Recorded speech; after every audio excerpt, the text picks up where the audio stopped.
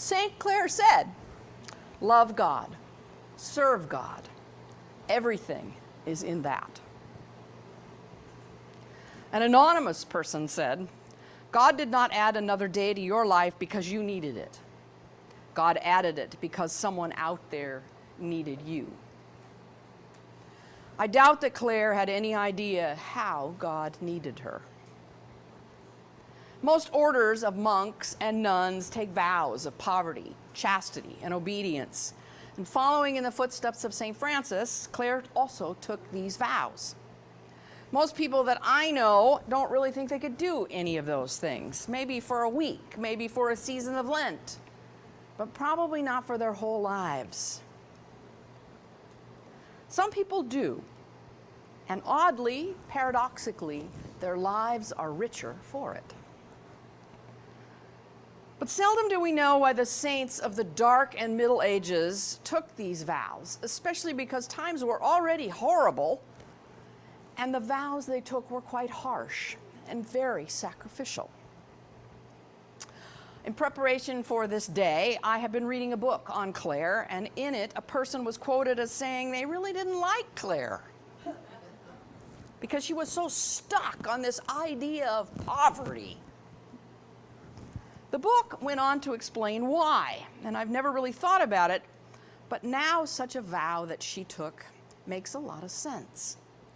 Much of what I'm going to share is paraphrased in the book for the next little bit. Clare was born in 1194 in the town of Assisi, Italy.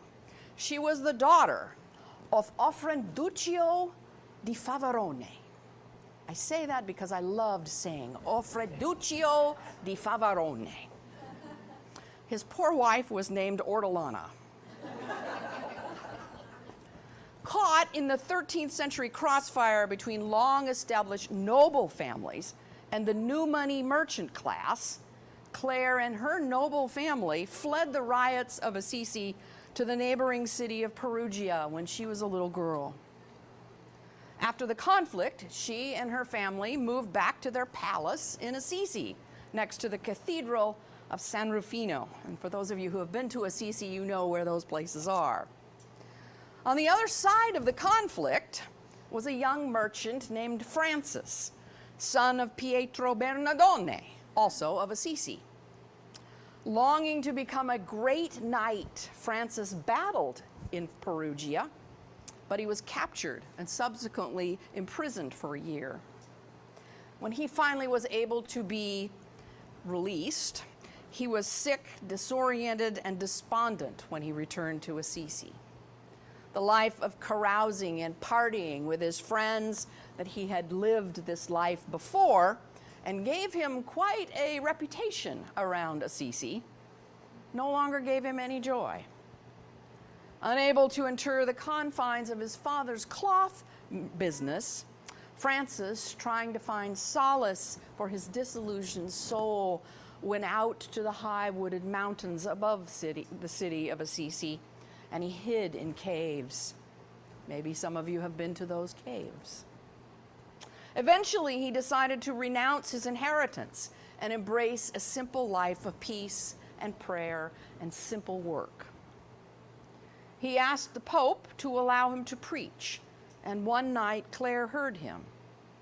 She and Francis had both grown up with and experienced firsthand the consequences of violence, riots, ambushes, battles, devastation, and death. Both of their families had grown rich off the backs of the poor. The youth of Assisi was losing heart with the constant struggle to have more and more, while the appetite of their fathers was insatiable. The sons and daughters of Assisi seemed to be sickened by the very thought of continuing the gluttonous struggle to acquire more and more and more. Clare was a noblewoman so she understood the struggle a little bit differently than Francis did. Clare had learned the art of being a noble wife from her mother. She was destined to marry a man who would advance the wealth and power of the family.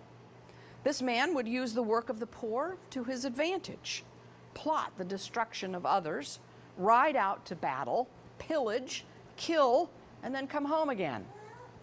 As Clare imagined her future, the road to preserving the old wealth and honor of the family would prove to be a costly one.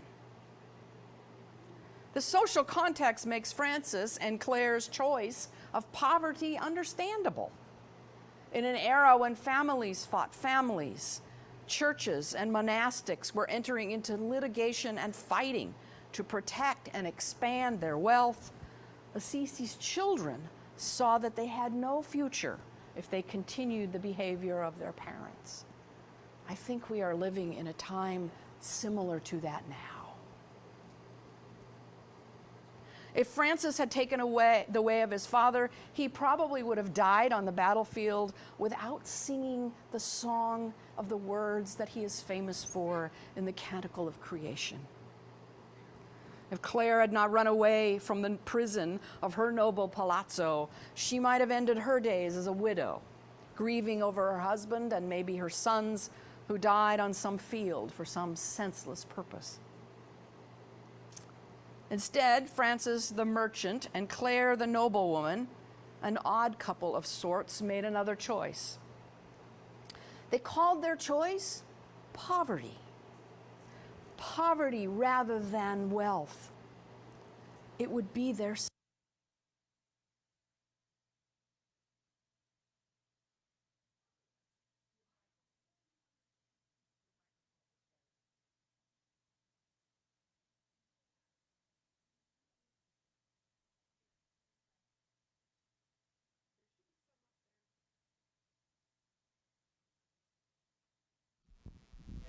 All right. Nah, it's okay. Leave it alone. It's good. Because of this, I have a whole new understanding of poverty. I would make it akin to our more modern thinking of enough. The reason for enough, and even poverty, clears out the accumulation of stuff. It prevents us from orienting our lives towards Christ and the needs of others. Clare was the thoughtful and reflective counterpoint to Frances' challenging life of poverty and obedience to Christ. Brother Sun and Sister Moon were apt descriptors of them. They reflected off of each other, supported each other, challenged each other.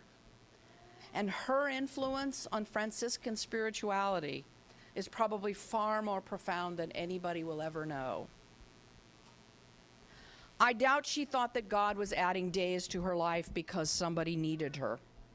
She simply wanted to follow Christ without anything that might get in the way of her desire to be on that path. What if we make the saying present tense? God does not add another day to your life because you need it. God adds it because someone out there needs you. Think for a moment about your life.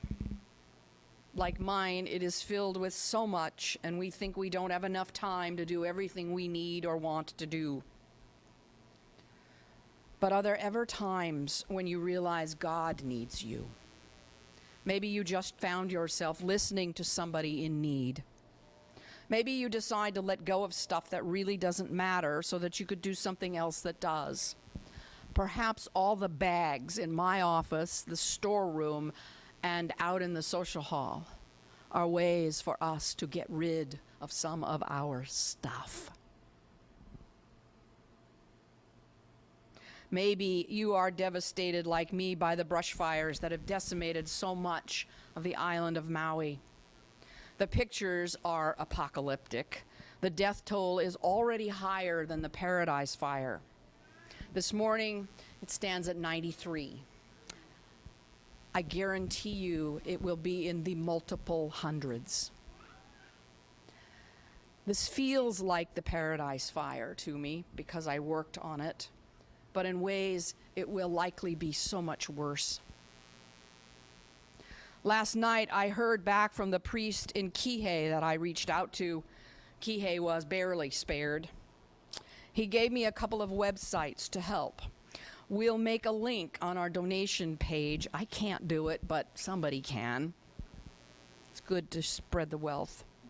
Perhaps, though, in our wealth, and we have way more than we think we do, we are here to help. We are here because someone needs us. I don't know yet if I will be on the team that will walk with these folks as they try to recover, but it will take a very, very long time. On this day when we celebrate the woman who we honor with our church's name, we can do as she prayed. Love God. Serve God. Everything is in that. Amen.